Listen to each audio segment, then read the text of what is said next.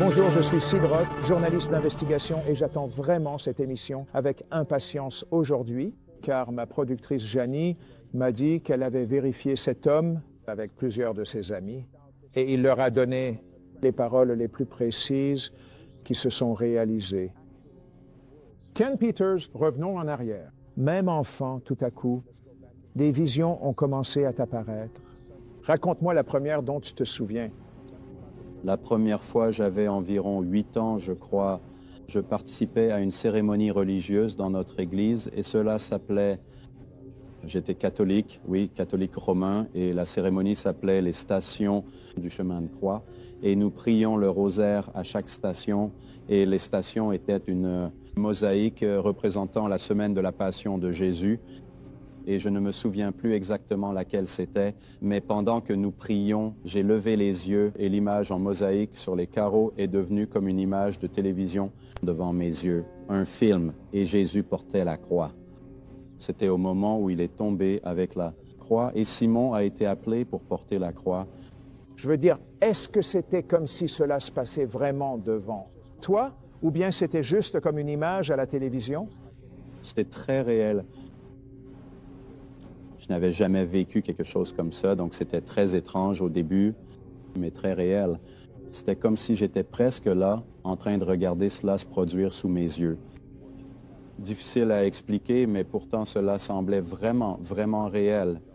La douleur qu'il endurait, la foule, le chaos, c'était effrayant. Quel effet cela a-t-il eu sur ta vie? Ça m'a presque rendu fou. Tu sais, je n'avais jamais entendu parler de quelque chose comme ça arrivant à quelqu'un. En as-tu parlé aux gens? Oui, je l'ai fait. Quelle a été leur réaction? Ils ont pensé pareil. Ils pensaient que j'avais perdu la tête. Tu sais, ils pensaient que j'étais tellement parti que j'avais pu voir quelque chose comme ça. Tu as vraiment prié pour que Dieu t'enlève cela? Oui. Pourquoi? Les visions et les choses que j'ai commencé à voir étaient merveilleuses. Elles étaient encourageantes. Mais en même temps, ce genre de choses n'arrivait pas à mes amis. Et des choses inhabituelles m'arrivaient. Je pouvais être à l'église et me mettre à pleurer et je commençais à avoir une vision ou quelque chose comme ça. Pourquoi pleurais-tu? Je ne sais vraiment pas. Je ressentais simplement la puissance de Dieu ou la présence de Dieu ou quelque chose comme ça, tu sais. À l'époque, je ne savais pas comment le décrire. Je ne savais pas vraiment ce qui se passait. Donc la pression des pères, tu sais, la pression de mes amis, des membres de ma famille qui, tu sais, me regardaient un peu bizarrement. Alors je voulais que ça s'arrête. Et puis, à 21 ans, il s'est passé quelque chose d'encore plus étrange que ça. Raconte-moi. Eh bien, je m'étais endormi le soir et j'ai commencé à faire un rêve.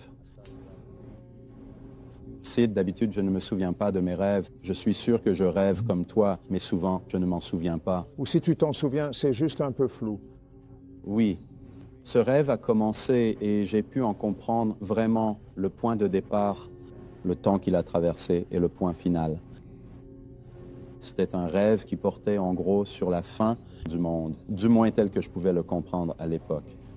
À la moitié du rêve, je me suis réveillé effrayé, terriblement effrayé, et littéralement dans une flaque de sueur dans mon lit. En as-tu parlé à ta femme? Oui, je l'ai fait. Et elle m'a dit que je faisais un cauchemar. Eh bien, tu en faisais un, d'après ce que tu m'as raconté. C'était vraiment effrayant. Je me suis réveillé et je ne savais pas vraiment quoi faire. J'étais plutôt rebelle à cette période de ma vie. Alors prier, faire ce genre de choses, ce n'était pas dans mes habitudes. Mais quand je me suis levé et que j'ai commencé à faire les 100 pas dans le salon, j'ai vraiment ressenti fortement que je devais lire la Bible. Mais je ne lisais pas la Bible. Mais je croyais que tu étais catholique pratiquant. Oui, je l'étais, mais je ne lisais pas la Bible. D'accord, donc tu avais au moins une Bible. En fait, il était environ 3h34 du matin.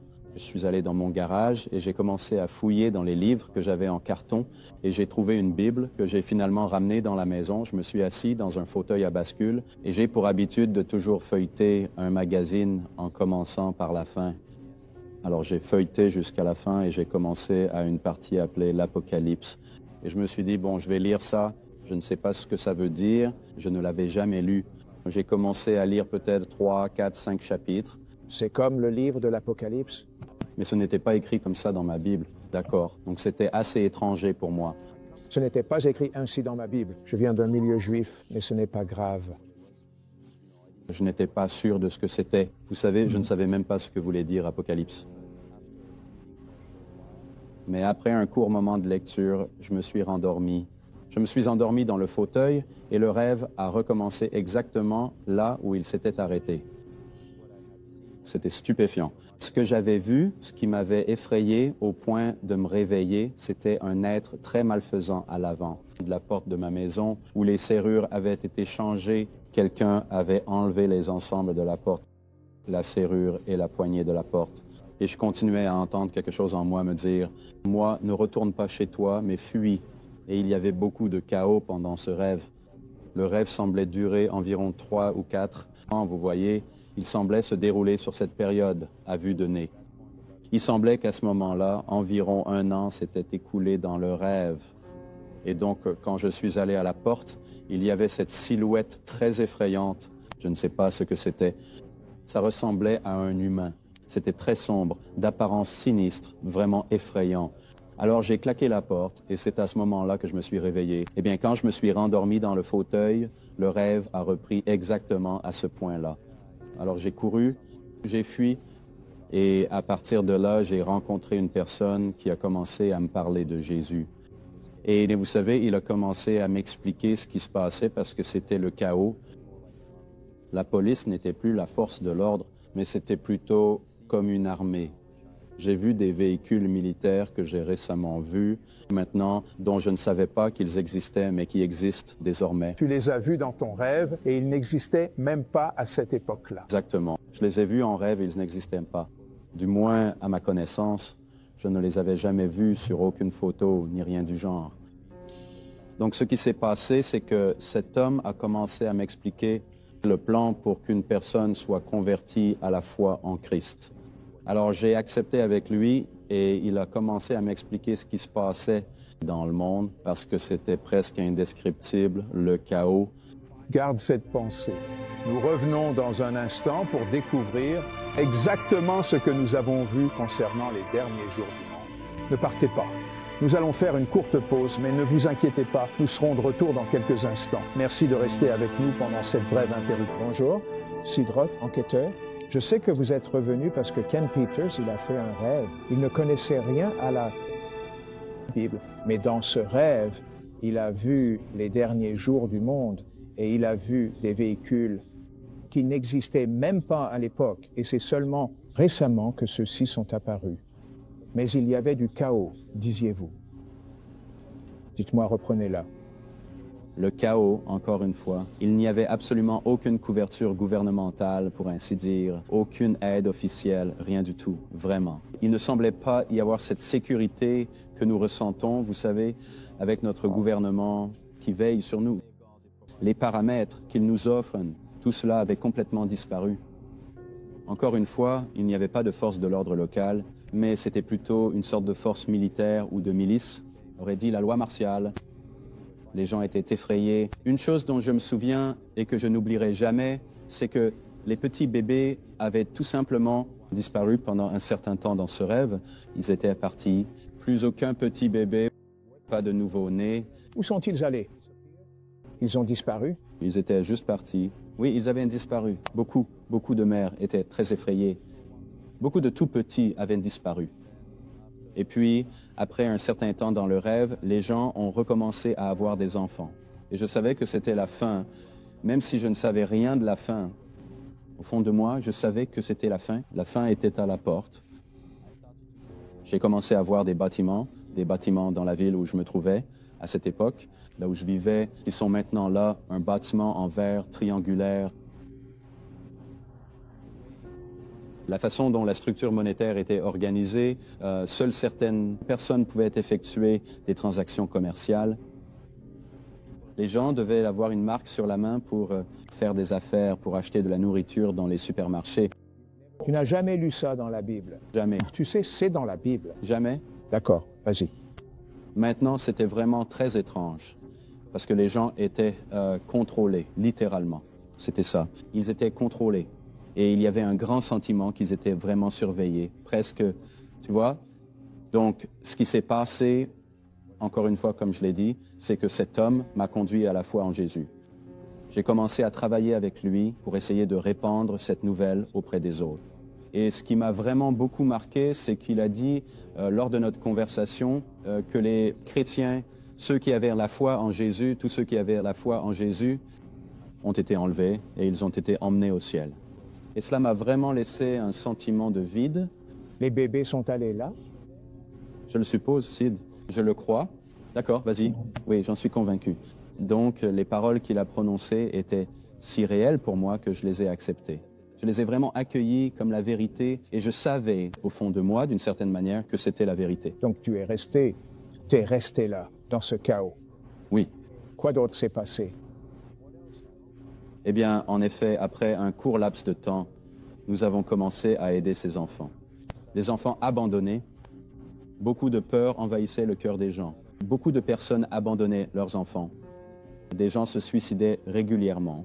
C'était une période très effrayante.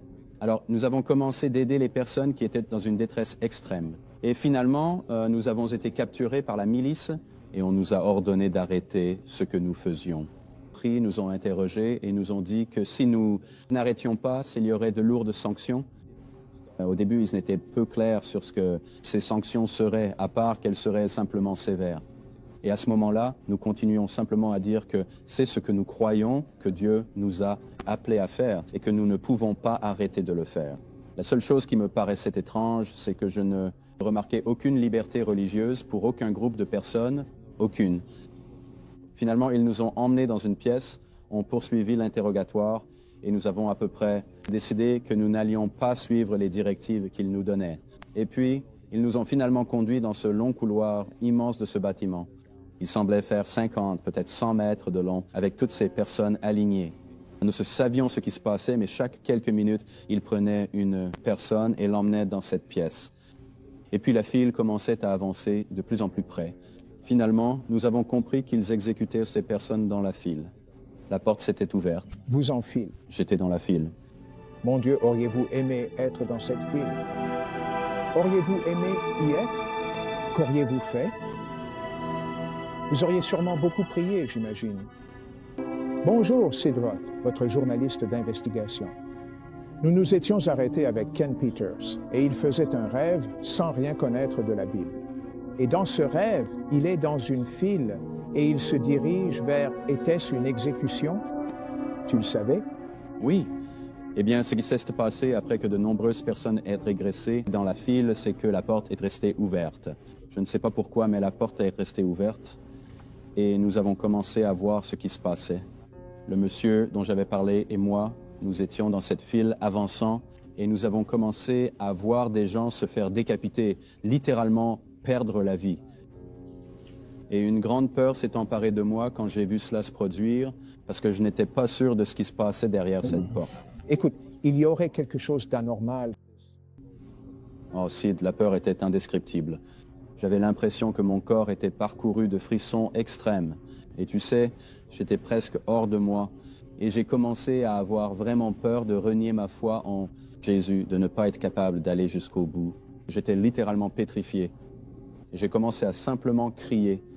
Je ne peux pas dire que j'ai commencé à prier. C'était plutôt un cri de désespoir, parce que tu sais, tu vois, j'avais peur que si je reniais Jésus, alors qu'est-ce qui m'arriverait? Tu vois? Pour moi, c'était plus réel que la mort elle-même. Tu sais, j'avais plus peur du reniement, tu comprends? Alors j'ai crié et j'ai simplement dit, « Seigneur, s'il te plaît, aide-moi. » C'était une prière vraiment simple. Pas une prière classique, mais une prière sincère. Sincère, venant du cœur. C'est ça. Alors, dès que j'ai dit cela, Sid, j'ai senti quelqu'un me toucher l'épaule et je me suis retourné parce que quand on m'a touché l'épaule, j'ai ressenti la chaleur traverse tout mon corps. Encore une fois, j'étais presque, tu sais, mes dents claquaient presque parce que j'étais presque glacé par cette peur, une peur. Et quand cette chaleur m'a envahi, je me suis retourné comme ça et c'était Jésus qui se tenait derrière moi. Et tu sais, 1 million de pensées pourraient te traverser l'esprit si tu pouvais les expliquer en une fraction de seconde, mais je ne pouvais pas, sauf qu'une grande paix m'a submergé. Et puis il m'a parlé, il m'a regardé droit dans les yeux, il m'a parlé et a dit « N'aie pas peur, car la mort ne pourra jamais te retenir. »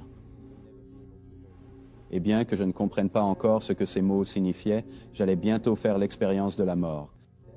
Et juste quelques instants plus tard, la personne qui était devant moi a été exécutée, puis ce fut mon tour et ils m'ont interrogé. C'était étrange car ils savaient repérer les personnes qui allaient craquer. Ils savaient et il y en avait qui quittaient la file. Vous voyez? Que voulez-vous dire, craquer? Juste renier le Seigneur? Renier? Oui, renier le Seigneur? Oui. Et donc je pense qu'ils avaient remarqué cela chez moi plus tôt dans la file. Alors ils m'ont demandé à nouveau et j'ai dit non, Jésus est Seigneur et je ne peux pas renier ma foi en lui. Et donc le bourreau, vous m'ont mis en position pour être tué. Et dès qu'il y avait une épée, dès que l'épée a touché mon cou, je veux dire au moment même où elle m'a touché, j'étais parti. Et là j'étais avec le Seigneur regardant toute la scène. C'était vraiment phénoménal. Je veux dire, instantanément dans sa présence, loin de ce que je vivais dans la mort, et j'étais témoin de tout cela. Immédiatement à ce moment-là, le bourreau a enlevé son masque et a dit « Je ne tuerai plus jamais ces gens ». Et ensuite, tu t'es réveillé? Et puis je me suis réveillé. Comment t'es-tu senti? J'étais très confus, vraiment complètement perdu, hors de moi en fait, totalement bouleversé. Vous connaissiez la religion, vous êtes allé à l'école paroissiale, mais vous m'avez dit que vous ne connaissiez pas vraiment Jésus au moment du rêve. Non, pas ça. Je veux dire, je connaissais Dieu, je connaissais Jésus. Vous savez, j'allais à l'église tous les dimanches et je voyais une croix sur l'église et toute la dimension religieuse à laquelle j'appartenais, mais je n'avais pas vraiment, en réalité, de relation avec Dieu, comme toi et moi pourrions en avoir une ou quelque chose comme ça, tu vois? Donc, c'était étranger pour moi. Je ne pouvais pas concevoir cela. Qu'est-ce qui s'est passé? Je suis allé écrire tout ce dont je pouvais me souvenir. Vif, c'était en technicolor. Donc, je l'ai écrit et je travaillais avec un homme chrétien. C'était l'un des hommes les plus remarquables que j'ai jamais rencontrés. Et je l'ai littéralement, je harcelais cet homme tous les jours, mais je savais qu'il était vraiment... Pourquoi le harcelais-tu? Probablement parce que j'étais quelqu'un de très têtu. Il était rempli d'amour, littéralement. Je le harcelais et il ne répondait jamais avec colère. Ken, comment sais-tu que ce rêve était vrai? Je crois qu'il était vrai à cause des choses que je n'aurais pas pu savoir à l'avance et qui se sont produites maintenant, des choses qui n'existaient pas et qui existent aujourd'hui, des choses qui n'étaient pas en existence et qui le sont maintenant. Une chose que j'ai vue, c'était un scanner pour les mains dans les supermarchés et les centres commerciaux. Et récemment, j'étais même dans un centre commercial où le scanner exact que j'avais vu montrait une main avec comme un faisceau qui en sortait. Et j'ai demandé à la dame au comptoir, j'ai dit, eh bien, à quoi ça sert? Et elle m'a répondu, eh bien, ils parlent éventuellement d'installer une sorte d'implant. Les gens doivent juste passer leurs mains ici pour effectuer leurs transactions. Il n'y aura donc plus besoin de chèques, de cartes de crédit ou d'argent. Et donc, j'avais vu ces choses avant qu'elles ne soient mises en place. Vous avez dit que quelque chose vous a poussé à vouloir lire la Bible. Parlez-moi de cela. Vous savez, Sid, à l'époque, je ne savais pas que Dieu pouvait parler aux gens de manière personnelle. Ma perception de lui, c'était qu'il était très loin. Vous savez qu'il était quelque part dans l'univers et qu'il était bien trop occupé. Et au fil des années, j'ai appris et j'ai réalisé à ce moment-là que Dieu me parlait. Donc, quand j'ai partagé ce rêve avec cette personne, il a commencé à me dire que Dieu essaie de te parler et c'est lui qui m'a dit, c'est les choses que tu viens de partager avec moi viennent directement de la Bible. Et donc, il m'a aussi demandé, il a dit, as-tu lu ceci? J'ai répondu non, j'ai lu quelques chapitres à mi-chemin de ce rêve, mais vous savez, sans aucune compréhension de ce qu'ils étaient, les Écritures n'avaient aucun sens pour moi. Vous savez, je n'étais pas éclairé pour les comprendre. Je lisais parce que je savais qu'à ce moment-là, c'était ce que je devais faire, vous voyez. Je pense que cela venait peut-être de mon passé religieux. J'essayais de trouver Dieu, mais je crois que c'était un peu à mes conditions, pour ainsi dire. Qu'est-ce qui s'est passé? Eh bien, il a commencé à me dire que j'avais besoin d'être sauvé de mes péchés, et ça ne m'a pas plu. Je ne voulais pas entendre ça. J'aimais mon mode de vie. Alors je lui ai demandé, dois-je devenir comme toi? parce que je ne savais pas ce que cela signifiait d'être sauvé de mes péchés. Je n'en étais pas vraiment sûr. J'avais une idée de ce qui arrivait à une personne quand elle mourait. Je croyais que si vous étiez correct, vous iriez au purgatoire. Si vous étiez vraiment terrible, comme un meurtrier, vous pourriez aller directement en enfer. Mais donc, je ne comprenais pas ce concept. Alors il a dit, tu dois accepter Jésus comme Sauveur et Seigneur. Alors j'ai dit, eh bien, est-ce que je dois être comme toi? Parce que je n'étais vraiment pas prêt à abandonner. Tu ne voulais pas être lui. Non, non, pas vraiment. Donc, ce qui s'est passé, c'est que j'ai dit, eh bien, est-ce que je dois arrêter de faire les choses que je fais? Et il a dit, en quelque sorte, oui, en quelque sorte, non. Et je ne comprenais pas ce qu'il voulait dire. Que veux-tu dire par oui ou non? Il a dit, eh bien, tu dois faire ce que Dieu te dit et ce que sa parole te dit de faire, pas ce que moi je te dirais ou ce que les gens te diraient. Donc, il me semble, peu de temps après, environ 2 ou 3 semaines plus tard, mon cher meilleur ami venait tout juste de découvrir la foi en Jésus-Christ, lui aussi dans des circonstances assez inhabituelles. Il m'avait rendu visite et m'avait parlé de cela et c'était très étrange pour moi, mais je savais que je pouvais lui faire confiance. Je le connais depuis la première année. C'était un jeune garçon. Alors il m'a invité à un service à l'église et donc je suis allé à ce service. C'était très inhabituel selon ma perception. Écoute, c'était tellement inhabituel selon sa perception, il s'est passé quelque chose qui n'arrive normalement pas. Le pasteur savait des choses qui se passaient à l'intérieur de Ken et il n'avait aucun moyen de le savoir.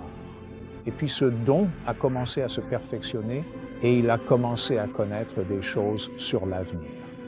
Donc la semaine prochaine, il va venir dans l'émission It's Supernatural et je crois qu'il va vous dire des choses très, très précises, peut-être même à propos de vous. En attendant, je vous mets au défi de lire le livre de l'Apocalypse.